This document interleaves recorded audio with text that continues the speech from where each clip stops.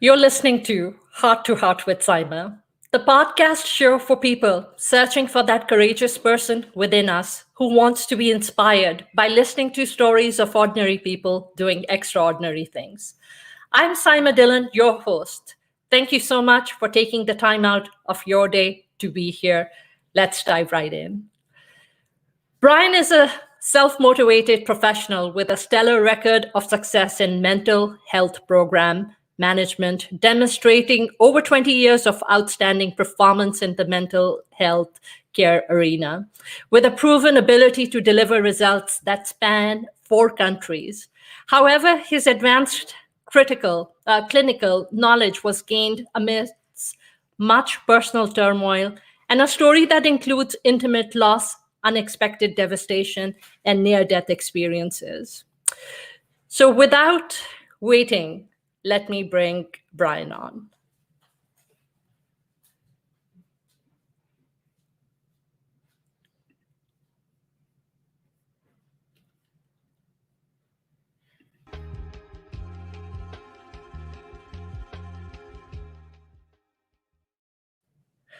Brian, welcome to Heart with Saima. How are you doing? I'm good, Saima. How are you?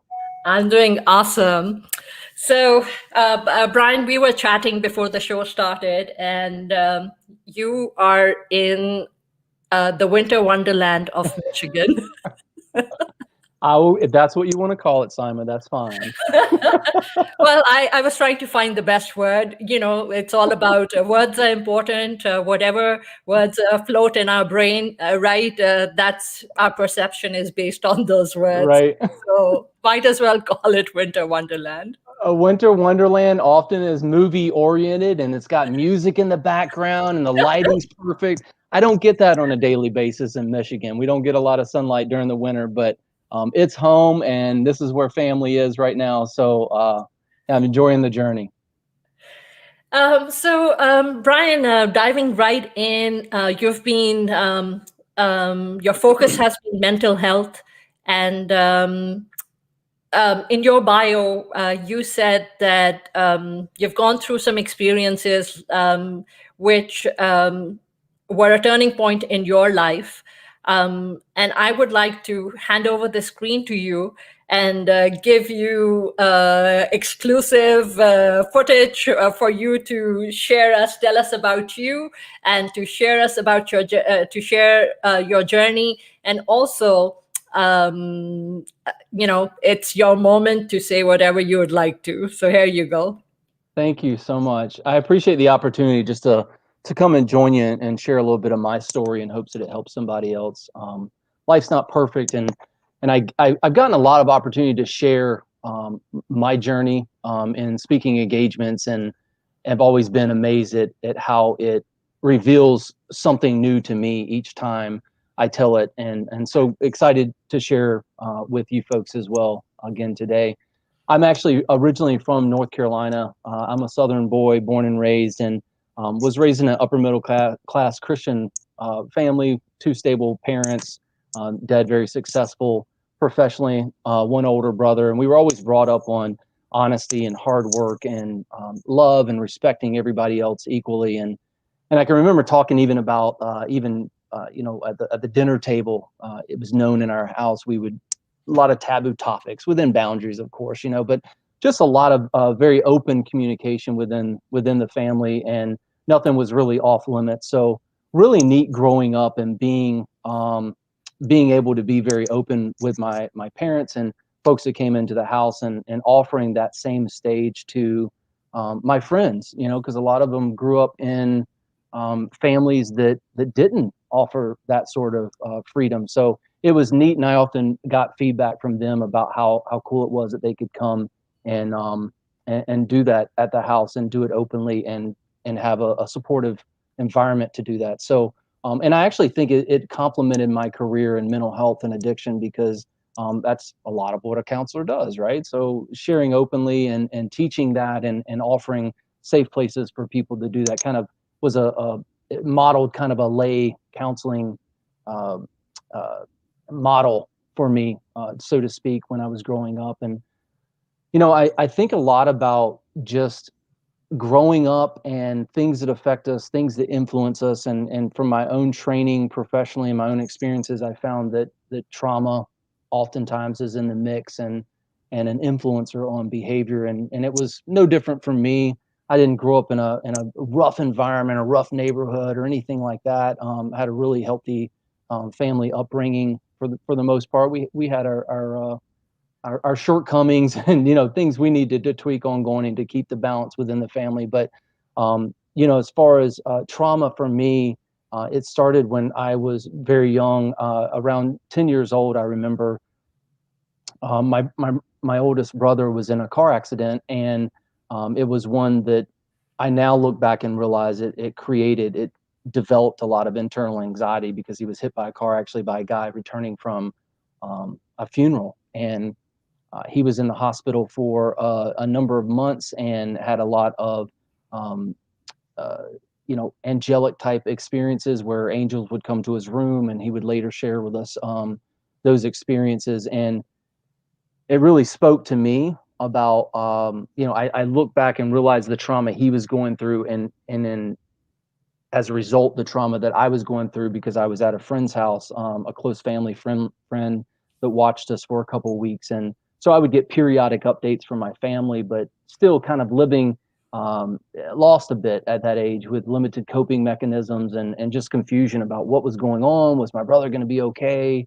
Where was the family? What was going on? And uh, that ended up leading into a lot of that internal anxiety that I manage pretty well today, but I know now that it it was a building block in a direction that I didn't want to go. And so his recovery lasted a number of months, but um, he's doing well now. Thank God, made it through that experience and didn't lose his life, and is living in North Carolina with a family of his own.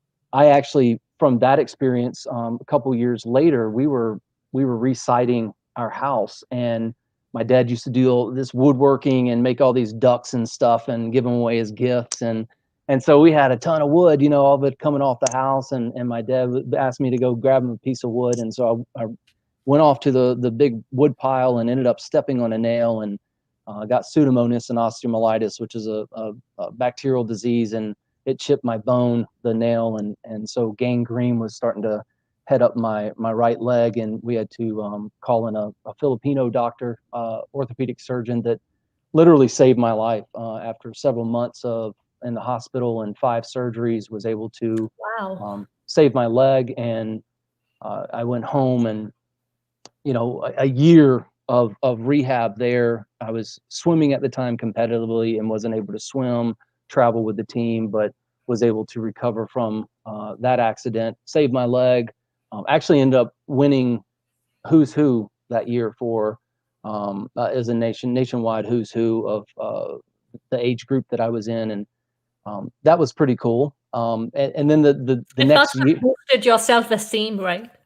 what's that? It must have boosted your self-esteem. Yeah, it was. I've always been kind of a person that lived in the moment, and Yeah. that's good and bad, right? Yeah. It can create some impulsivity, but at the same time, in counseling, it works really well because staying in the moment, being present is really helpful in working folks through a lot of the things that they struggle with. Um, and I remember getting nominated and winning Who's Who and thinking, I don't understand what exactly I've done so wonderful, right? I was just kind of getting through day to day and Yeah. trying to just get to the next day and understanding what I needed to do for school. I've always been kind of a checklist guy, and so there was all these things I had to do in order to maintain and not be held back a year because of my injury and a number of things that just life happens, and so trying to manage all that. But yeah, it did a great deal for my self-esteem, knowing that, wow, this hard work is being recognized, and whatever I'm doing well, and it's working. So keep doing what I'm doing, So Yeah. that that was something that as I grew up and went off to college, it was a great reference for me from the past to remember staying in the moment, staying focused, what needs to get done today, and tomorrow will take care of itself. So, Brian, How did you, was that maybe like a turning point where you felt that, I'm experiencing, I've gone through, you went through the experiencing trauma of what your brother went through, Yeah. and then you went through your own, phase where you felt you went through trauma. Uh, did that create PTSD? I think maybe mildly so, in the form of anxiety. I didn't have, not that I remember any flashbacks, so to speak, or any of the other symptoms that typically come with PTSD, but definitely the baseline anxiety was elevated after that event, and that actually led to some complications in college, because when I went to college, I remember my senior year of high school, I was close to Olympic the senior national cuts. Is just a standard that we have to meet in order to get certain recognition, and certain colleges were looking for those time standards, and I was just short, a couple seconds, tenths of a second away, and so I remember coaches calling me from universities, Division I schools, and saying, hey, if you this next meet, if you get this cut, then we're going to give you this amount of scholarship. If you don't, then this is what you land in this category, right? So I remember that anxiety being pretty overwhelming, and a lot of, my grandfather had passed away around that time, and a couple years before that, and so as I was going into college, and these standards, all this stress was mounting to meet these standards in order to get some goals met for myself, as it related to academics and college. I was the first person to go to college in my family, and to get a scholarship. I had my grandfather. I actually saw him in my house. I remember one night I was downstairs getting something to eat, and um, it's one of those situations where you can feel like something's behind you. And I was downstairs and the lights were off, and I didn't want to see what was behind me. I was worried what it might be. So I was Something to do with spirituality, where what's that? you're something to do with your level of spirituality, where you're more intuitive to um, things happening around you, especially your loved ones who might have left you, and I don't know, Yes, yes, they're it was letting you know that exactly they're that. there for you. Yeah, I've always had that sort of vibe. When I go into a McDonald's, it's like I almost can feel this like emotional, um there's these vibes that I just feel when I'm in certain situations, and they're sometimes hard to turn off. When that particular situation happened, that incident at the house, it was no different. It was that feeling, that vibe of something's in the room that's not normally here, and I don't feel like it's bad, but I'm not sure if it's good. And I remember turning around um, to check out what exactly that was, and my in our kitchen, you could peer right through the living room area in our house, and I turned around, and my grandfather was dressed in his Sunday suit, and he was sitting in a one of our big chairs that we had in that room. Of course, the whole room was rearranged. The furniture wasn't normally where it would be set, and he was sitting in the chair, and he was looking back at me with this really big smile, and a lot of light all over him, so I could see him very clearly. And he looked at me and he said, "Just keep doing what you're doing. It's all going to work out." And Wow. yeah, and it brings tears to my heart right now. He's just an amazing man, and I was very close to him when I was little, and so I turned back around and took a double take, and of course he was gone at that point, and all the furniture was back to where it should be, and the lighting was normal, and so and I ran upstairs.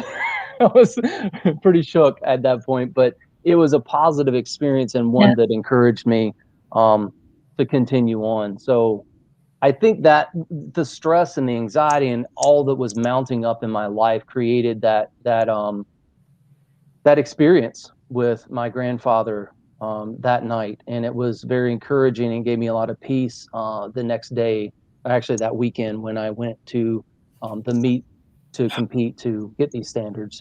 I ended up coming just short by literally tenths of a second, but got a partial scholarship to a Division I school, and um, that's where my addiction journey began, because that anxiety knocked on my door again as I landed on campus and was doing all that I could to, with limited resources, limited coping skills. I'm still learning at a young age what life's about. Who am Yeah. I? Where do I belong? I got a scholarship, and we would have conversations and on the pool deck of, hey Brian, I need a second place out of you this time. We're paying you to be here, that sort of thing. And so it was pretty stressful, and Yeah. that led me down a road of exploring a lot of things that I maybe otherwise wouldn't have, and it created addiction in my life. What kind of addiction? So my first experience with addiction was actually in my senior year of high school with marijuana. I was my best friend at the time introduced me to marijuana and mushrooms. We tripped together on shrooms and went out camping, and that's a whole nother conversation and experience in itself. But it opened my mind and my curiosity to a lot of things. And when I got to college, it just it expanded even further from there, and I explored avenues that, like I said, otherwise I may not have. But Brian, what was that point where you, because marijuana is supposed to is something which is legal in a lot of states. mhm. It's it has its medical benefits. Mhm. So, what was that point where you transitioned from marijuana to whatever you transitioned into that created the addiction? Yeah, so just like anything in life, some people like cheesecake, some people like fudge brownies, and marijuana really wasn't my drug. I didn't like the depressing feeling, or the calming feeling. I was always a stimulants kind of guy. I wanted to feel in control. I liked the energy, and so when cocaine was introduced to me at a party early on in my college career, I postponed. I delayed slightly, but all in all, jumped at the opportunity and tried that, and immediately fell in love with the control that I naively thought it gave me, and the energy and the focus that I felt like it gave me. And so that was a turning point for me. I never really gravitated too much toward marijuana or even mushrooms or any of uh, I've tried a number of drugs across the board, but always have gravitated toward the stimulants, the psychedelics, the energy and the control and the focus that I felt I got from it was really something that drew me. So, what was the turning point? What was that point where you hit rock bottom and you found that inner courage within yourself to change your life? I feel like there's been a number of times, Saima. I, I can remember in college, 3 years in scholarship, and I was doing a lot of cocaine, and my coach confronted me about it and kicked me off the team and pulled my scholarship, and I headed back home with without telling my parents for some time because I was concerned about how that would unfold naturally, and delved even deeper into addiction with a number of different substances, and cocaine always being or any cocaine based always being the big draw for me. Um, One of the biggest drawbacks and I think maybe strengths of mine is I've always been able to make something out of nothing. I've always had a gift for that. Um, been very influential in whatever circles I landed in, and was able to connect well with people very quickly, build rapport, been very resilient. And so all those things culminated together. And I've never been in a situation where I necessarily did not feel I could overcome until about 3 years ago. I lost my wife to cancer. We were living in the Dominican Republic for 4 years, serving at a residential treatment facility for troubled teens, and she was having some medical issues, and we came back to the States and was diagnosed with cancer, and we went through a year of treatment there. And I'm sorry um, to hear that, Brian. yeah, after 14 years almost of marriage, went through that battle with her, and we had our first daughter in the Dominican Republic. So around about 3 or 4 is when her old mom is what we call her old mom in heaven. She passed away, and that was left me with an active addiction. And in the grieving process, we had lost our house, I'd lost my job, everything. I was living in a 10 by 10 room on a fold out couch with my daughter and my wife before she passed away at my parents' house. And And so, there was a rebuilding moment there that included my wife that I'm currently with, who was just recovering from a major car accident that left her with head trauma. And so we were piecing together things individually and then collided, we call it, because we were kind of the savior for each other in a moment of crisis that was unfolding. And so we've rebuilt all that has fallen apart, and we are where we're at today because of a lot of support. In the midst of that battle 3 years ago, I had given up all the cocaine, all the substances except for alcohol, and really had that had exponentially increased to a point of being unmanageable beyond what I can put into words. And I thought I was managing it well until I was caught at work, not drinking at work. I drank the night before and gone to work, and they had smelled alcohol in my breath. And thankfully that happened because I had some really great people that I worked for that came alongside me and got me involved in a health recovery program. And so that has made the world of a world of difference for me. It really was, I think, the final bottom, that final bottom of like, Brian, you're going to lose your wife now. Your kids are now at an age where they're recognizing your dysfunction. You very possibly could lose your license.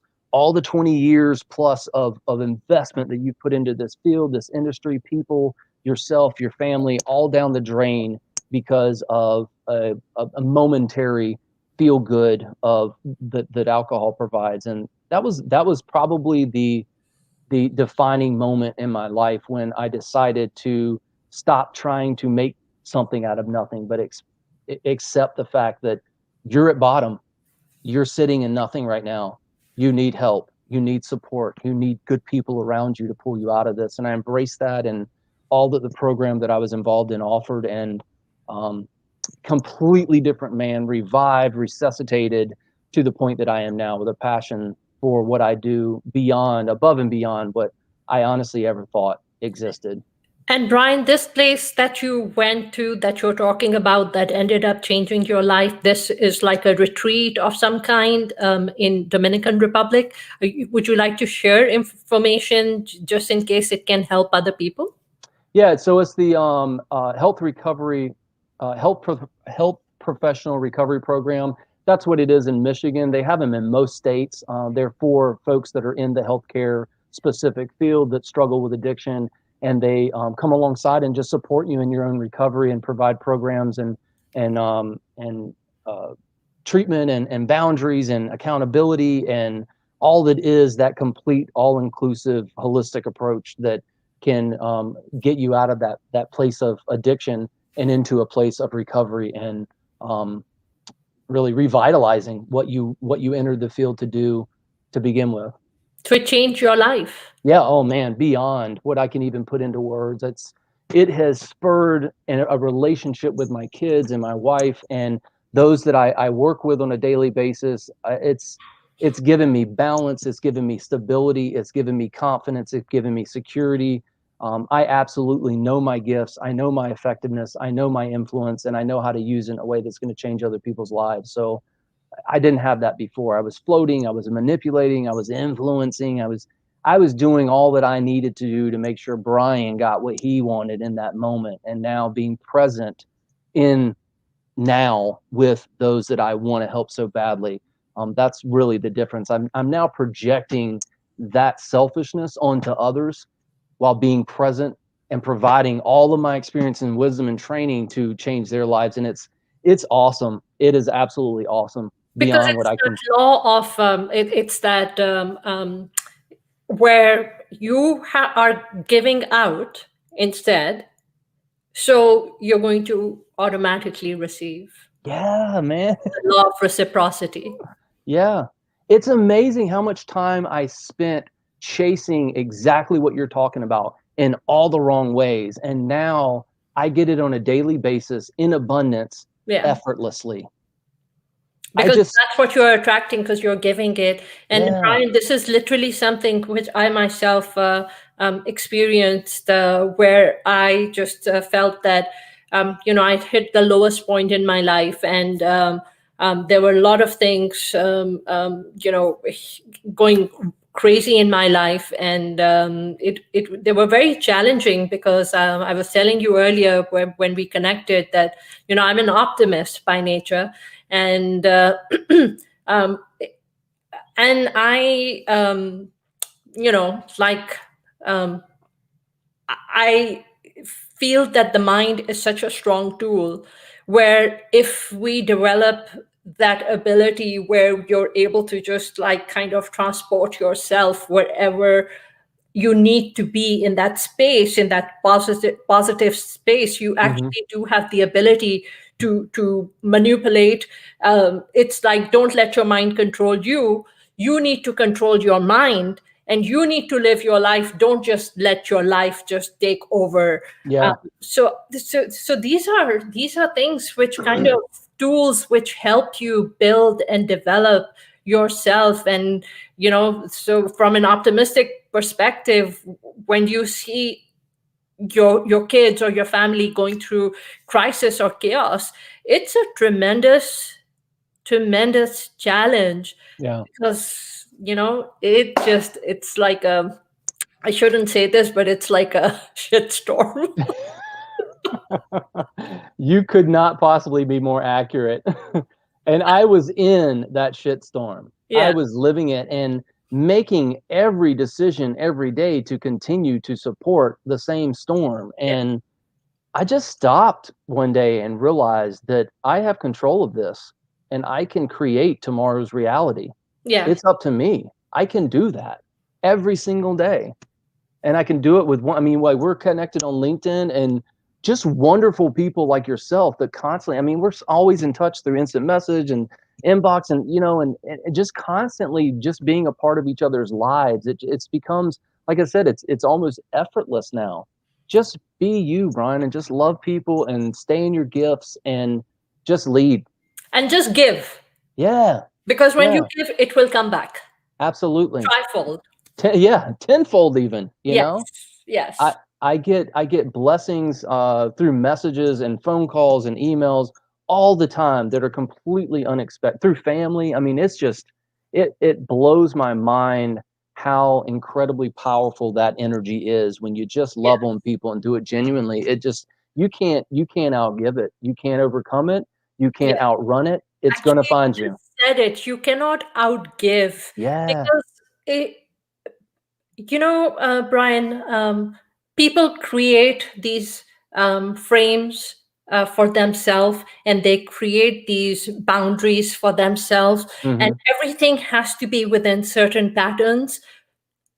Life does not work that way. Mm-mm. You cannot keep you cannot have all these conditions if you want your soul to soar, because at the end of the day, this whole journey is about your soul needing to be at peace, and your soul will drive you crazy Yeah. if your soul feels that you're not in your element and you're not doing what you're supposed to do, the Yeah.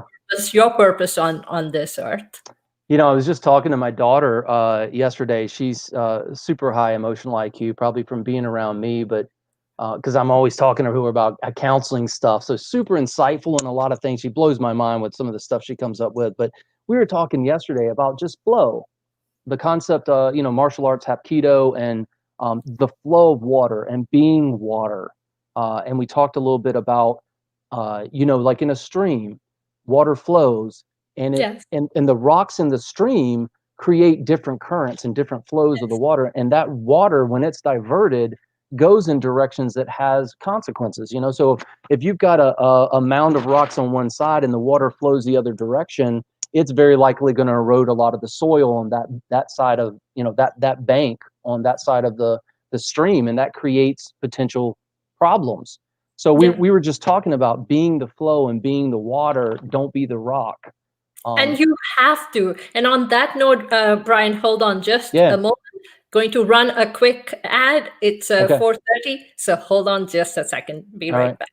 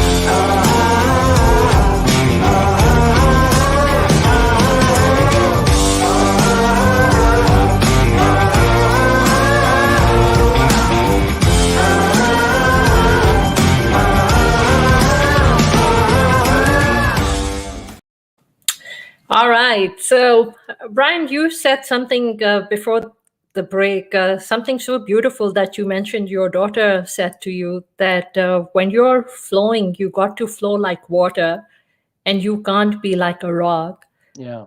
That is such a beautiful analogy. Yeah.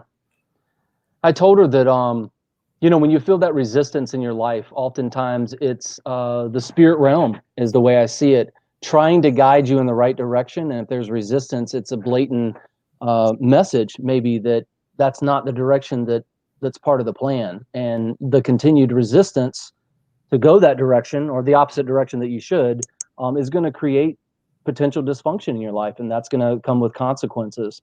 And it will keep increasing because until you either fall apart, you hit your rock bottom, your life falls apart, and you will keep getting those messages, and it will keep getting worse and worse and worse until everything falls apart. Yes. And you know what? I can resonate. I've been there until I started, turning my whole life around. And it's exactly what you said. We took it even a step further. I told her, I said, when you've got that water diverted around the rock, it's flowing toward the bank. Now, the water we know in most streams is not at ground level. It's below ground level, right? You stand on the bank, you look down, you fish, you enjoy the scenery, right? With that diverted water, it's increasing flow in the wrong direction. That's increased power. That power, that water, that flow, that current hits the bank at a lower level than ground level. Eventually, it erodes it underneath until the top level can't hold the weight that's above it, and it collapses. And Yeah. that's erosion, right? So I told her life is a lot like that. When you're out of the flow, it's going to eventually erode your life slowly but surely until the main support collapses and you're in the water. And then you Yeah. better know how to swim. That's when that's death, or, that's or you'll drown. addiction. Yeah, exactly. Well, that's a wonderful analogy, and I definitely plan on using it because it helps you kind of see your own life. Um, it helps you actually. I am a visual person, so for me, that visual right there, it literally helps see that okay, you know what, life sends you all these messages, Yeah, and because at the end of the day, life tests you in every way, mind, body, yeah, soul. And wherever you're being tested, it means something is not in sync. And at the end of the day, in order for your life to be in balance, your mind, body, soul, all three have to be in sync. I mean, yeah, people are getting tested. You see your loved ones suffering, you see trauma happening. All these mind, body, soul, all these things, they need help, mm-hmm. and they need tuning, and they need fixing, and they need a support system. Right. What would you suggest, Brian? What do you feel after everything that you've experienced and gone through, and the addiction and the trauma and everything that you have faced? Um, what do you feel is that one lesson that you feel that you wish you would have known, or someone around you would have been there to show you that one thing, which yes, at the end of the day, we tell ourselves that our journeys are the way our journeys are supposed to be, and they're here to teach us different lessons. But what is that one thing you feel that I wish I would have known that before? Yeah. There's a number of things that pop up. One thing that I never took very seriously until a couple years ago was support, connection. Connection's not about me, it's about the other person. And for me, it is. And there was a number of crises that happened in my life that brought me to my knees. I've got a lot of things that I was going to share today, as far as my story, and we haven't even tipped the iceberg, but there's so many things that happened in my life that brought me to my knees, and in every single fork in the road, the supports that I needed at that time were not in place. And it's because I was using other people. My addiction, my manipulative way of thinking was using other people to get what I wanted in that moment. I wasn't investing in anybody. I was investing in the addiction that was eroding my bank, my shores, and um, so I think oftentimes we ask that question when you're in addiction, what do you do? And I think it comes before that. I think we don't oftentimes make other people important. We don't make connection important. We don't see the benefit of supports in our life. And so when we get to addiction, the bank is eroded. It can't hold the weight any longer, and we're in the stream. And now we're fighting the current just to stay afloat, keep our head above water. And I don't know. There's my mouth. My metaphors go rampant at this point. Yeah. But It's you okay. know, it's a lot of planning, and a lot of planning did not happen in my life. I didn't take it seriously. I was always empowered. I can get myself out of anything. I can overcome anything, and it was a distraction. It was a falsehood that got me in a lot of trouble. And the I'm glad it happened when it did, because it happened at a time when I had a lot of people counting on me. And that hits home. That hits deep, right? And so now that's rooted in me as far as I don't want to go back there. We're not doing that again. We're Yeah. for real. This time we're living it out, and we're going to do it the right way.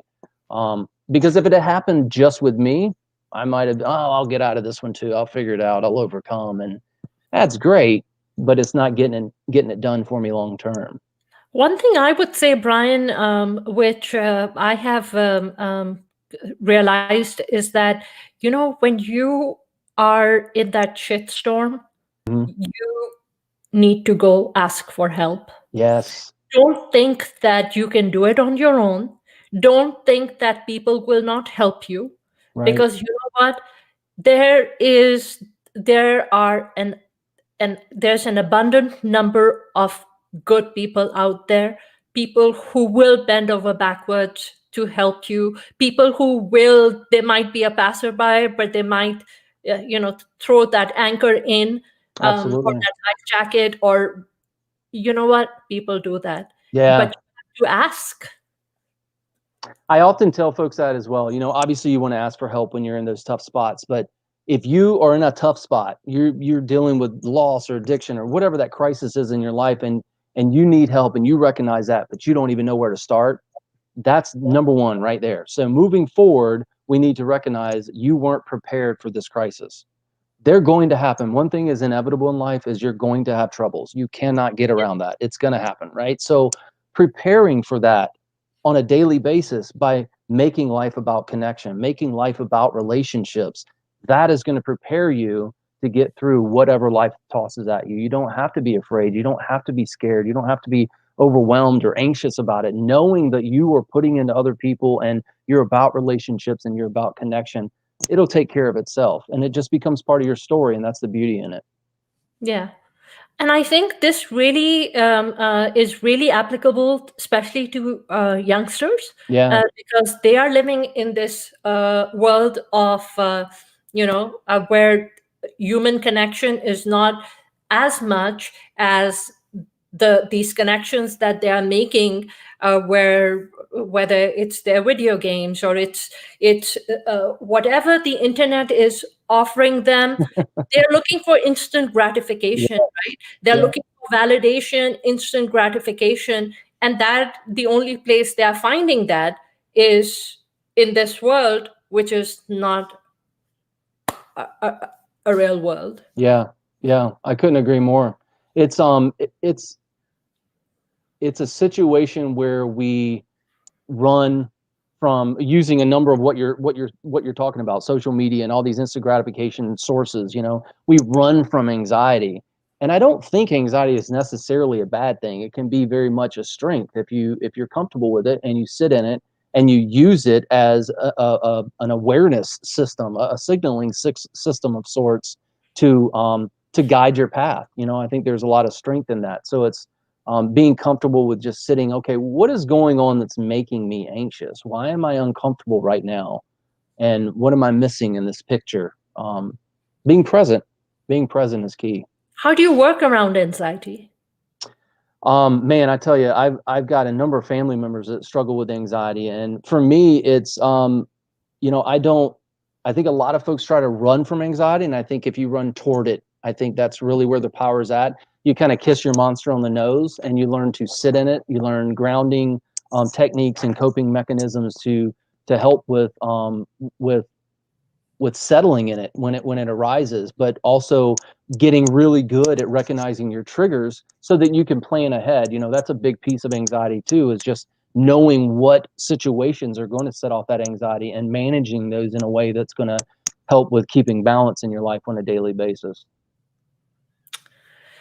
So, Brian, you're off to Florida soon, I and am. you're beginning a new journey in your life. And what are you hoping that what would you like this new journey to bring for you? Like I said, I'm from North Carolina, so I'm a Southern boy. I'm looking forward to getting back to the sunshine. We don't get a lot of that in the winter here in Michigan, but I really feel like Florida is more of my element, with my own experiences with addiction and my training professionally, licensed as a mental health counselor in Florida already, and also certified as an advanced alcohol and drug counselor. It just fits really well with what Florida offers as far as treatment. A lot of folks flock to Florida for treatment in the area of addiction. And so I think it's going to put me back in my element. And I'm really excited about getting with an organization that's going to provide an opportunity to lead. I want to get back into an executive leadership role or a clinical leadership role and really play a key part in forming treatment programming for whatever population that I'm serving. I've got experience across the board, 8 to 88, but love working with teens in a residential facility. So that would probably be my most perfect dream come true, being able to lead a facility and organization like that, and changing families. I love the fact that teens are connected to families still, right? So you've got adults, and oftentimes we treat the adult, but with teens, you're bound to treat the family system as well. And I think that's really where generational change happens. And so that's super exciting for me. I love that sort of work. Such a basic question, Brian. Mm-hmm. How would you define mental health? I think mental health is when you get to a place in your life where imbalance becomes unmanageable. And that's about as general as I can get. And it rears its head in a number of different ways. We call it the DSM diagnosis. We can put names and labels on it, but when it boils down to it, there are imbalances in the brain that are causing dysfunction that has become unmanageable. And I think in a nutshell, that's mental health. What are factors which you said you're wanting to work with teenagers, and I think this definitely starts early on in life because mind, body, soul, Yeah.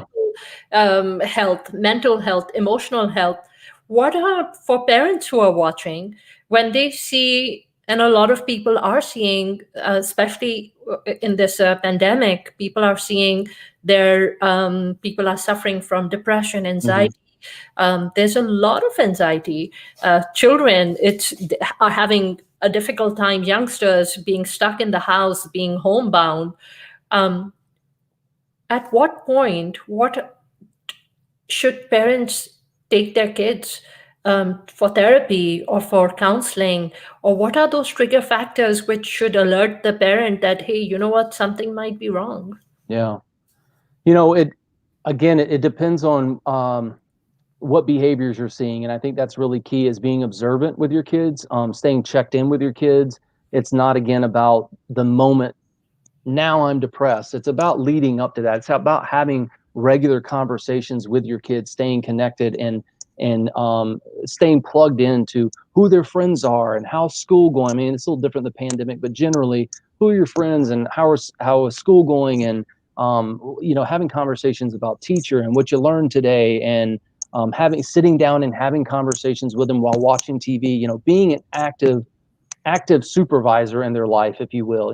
It's a parent, but it's active supervision is most effective. And when you begin to see some ebbs and flows in behavior, having real conversations about that, just asking them like, "Hey, sweetie, are you feeling okay? I noticed that you're in your room a lot today. Like, are you okay? Like, I love it when I'm around you. Can you come out of your?"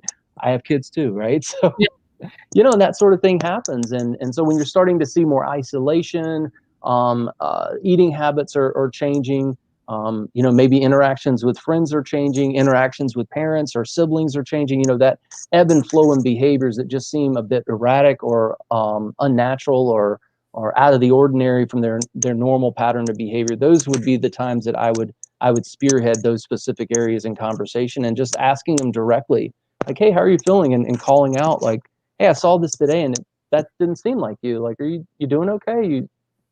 What's going on? You want to go out on like when my daughter's like, 'Hey, let's go out and get a burger together. Let's do some date night. Let's, whatever it is, just having more time to keep those avenues of communication open is so important."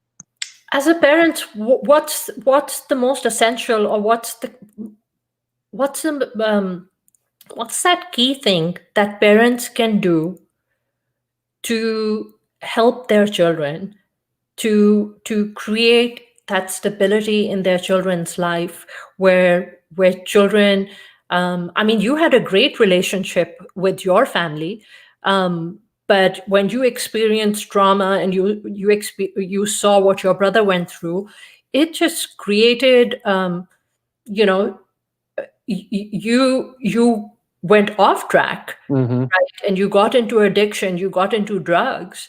um, what would you say is that that point that can be avoided? But is there something you feel that maybe your family could have done differently, and you would have stayed more stable? Good question. I think, generally speaking, in families, I think it's got to be about connection, relationship, communication, ongoing, almost obnoxiously so. If you get to a place where you haven't, um, you haven't had time with your kid, you haven't hugged your kid recently, you haven't asked them how their day is going, you haven't had a conversation, you go to work, you get home late, you have dinner, and you go to bed, but you haven't had that time with them. I think that's a big red flag. We need to make sure that we're doing that on a daily basis, having conversations with our kids. For me, when I was growing up, my dad worked a lot, very successful professionally, amazing man, but he worked a lot, so I didn't get a whole lot of time with him, and he had to work really hard to get to my swim meets and stuff, and always showed up in his tie and suit because he was kind of piecing his day together. And I think that maybe some more interaction with him might have been helpful. My mom was always very active as well, and she kind of a people pleaser at times. So we were very honest emotionally, but at the same time, we weren't really great at head on addressing what the issue was. It was always, if there's a problem in the family, we're open to share it, but it was always, well, it'll be okay. And hey, let's just make a positive out of it instead of sitting in, wow, you're really sad right now. Tell me more about that. Come here, I want to hug you. This is really hard for you. And I want you to know I'm here for you and I love you. And I can't make it go away, but I'm here with you. And I want to talk to you about it. Just having real conversations and meeting our kids where they're at and just loving them for who they are. Brian, I think the biggest mistake that parents make is when they feed themselves that lie that I'm working so hard for my children. Because you know what, your children do not, they don't care. Yes, the necessities, the materialistic necessities are important in life. Yeah. Kids do, when they see other kids have things, they want it too. And yes, that you know we do have to work hard. But at the end of the day, the most important thing your child wants from you is your time. Yes. Yes. Life is about relationships. I don't care how you cut it up. I don't care how you dish it out. I don't care how many conversations we have about every aspect of the world we live in. Life, in my opinion, is about relationships. And if you don't have that as an active piece in what you do on a daily basis, especially with your family, that's going to lead to dysfunction, and there's going to be consequences that are going to be difficult to manage. And that's what we want to avoid. So make life about connection, make it about relationships, make it about real conversations. And I think that's probably one of the reasons that, for myself, growing up in Pakistan and having a very different environment where it was very family oriented, even right now, my parents are in Pakistan, and my mom was just saying that I've told your dad that when the doorbell keeps ringing, that I'm not even going to get up. He has to go and he can keep checking who is there, because that's just how it is. I mean, you don't tell people you're about to visit them. You just go Right. and you visit, and the family system and that system of togetherness, and growing up with cousins and a bunch of people just together. And I think that is what I feel is severely lacking Hmm. over here, because this is just how the lifestyle is. This is how lives are. People just don't have the time. Families don't have the time to just bond and to just be there for each other, because you're just working all the time. Yeah. Yeah, and I think sometimes we get to the point where we're kind of chasing the Joneses, you know. So it's like if we need something else in our life, then that means we need to work more and make more money. Yeah. And my wife and I, we're kind of minimalist, and so we're always thinking, instead of what can we do more, we're thinking what areas can we cut back on in order to provide, create more time, more connection, more of whatever it is we're looking for. And I think that flip view of things is often healthier because it prevents us from creating a larger pile to manage in life, and that becomes overwhelming. Brian, we are in the last 6 minutes of our show, and time just really flies. For me, this is that 1 hour of the week which I absolutely look forward to, and I just love, because it's a time for me to. My guests are filled with their own life experiences and their wisdom. And I feel when they come on, they just enrich my life because they leave me a better person.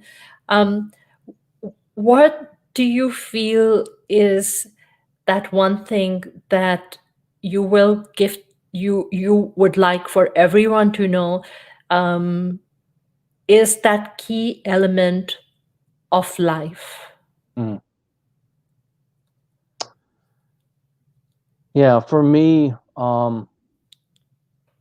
again, we've hammered it in the last hour together. Um, it's not about us. It never was, and it's never going to be. Life is about relationships. And if you make life about relationships, if you worry about today using those supports, tomorrow will take care of itself. Our choices today create tomorrow's reality. And I think good choices come from focusing on relationships. It's almost 100% guarantee. It's about connection. I just want to love people, and I want to create better lives for them and those around them. And I want my wisdom gain and knowledge through some of my experiences to be able to pay forward to others in hopes that it saves them some heartache. And so, but all that, like I said, no matter how you cut it up, no matter how you dish it out, it's about relationships. And if you ever find a place in your life where you're struggling, things aren't working out, I bet you, if you're honest and you sit down and objectively look at it, there's some issues with the relationships that aren't working out that need to be repaired or renewed, or reconnection needs to occur. It's all surrounded around that relationship, that connection. Brian, one of my guests who was here a few weeks back said such a amazing thing, which for me was such a it was like this reality check, and I was like, oh my god, it's that aha moment, and you're like, oh my gosh, I mean, I Mhm. never, what wisdom. And he said that just watch your kids.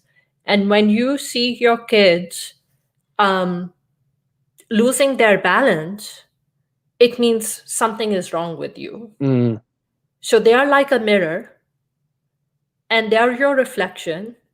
And when you see that they are losing their balance or they are going off, it means that you're doing something wrong. And do self reflection and try to fix whatever that is going wrong or you're doing wrong in your life. yeah. And then when you fix it, they will automatically regain your balance, which is something I have experienced firsthand. That all the chaos that I was going through in my own life, and that my daughter was experiencing, um, the moment when I started to change myself, putting myself first, looking at what was amiss in my life, and I Hmm. started fixing those attributes in my own life, I started seeing a change Hmm. in my girls. Yeah.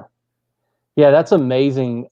Big family system stuff, right? So a big approach in the counseling world, and it's very accurate. You know, we all play roles within the family system, and we're constantly finding balance within that system, depending on how the other reacts or responds to any given situation or any given behavior. So if Dad's an alcoholic, the system's going to adjust accordingly in order to keep balance, and that's not always the healthy balance that you're looking for, and that's where that dysfunction comes in. So yeah, that makes really good sense. Just uh, recognizing when imbalance happens and realizing that you're the lead in the family, and to regain that system balance is going to require some adjustments. That's really powerful. So, but that right there was something key. And on that note, Brian, I know you had all these notes, and you're a wealth of Look at knowledge. all this work I did. You're a wealth of knowledge and information. And I'm going to hand over the screen to you to tell people where they can find you. We were sharing your LinkedIn information. Where can people find you? So, and here you go. Yeah. So feel free to look me up on LinkedIn. I'm very active there. I have a weekly trilogy series that I do to promote awareness for mental health, addiction, and general wellness. And you can find me on LinkedIn at Brian Wall, Brian Wall. And my hashtag is hashtag Be Real with Brian. So be sure to follow that. And every Monday, Wednesday, Friday, I share some helpful tips in the areas of mental health, addiction, and general wellness. All right. Brian, I am so appreciative. Thank you so much for being on my show. And I wish you all the very best, because I think what you have gone through, and most importantly, what you took yourself out from, just takes so much courage. Thank you. Because at the end of the day, we are the only ones who can change our lives. And you're the only one who had the ability to change your life and to rewrite your story and to change your destiny. And you were able to find that inner strength within you, the courage within you to change your story. So hats off to you. I wish you all the very best. And I'm going to remove you from the screen and just end my show. So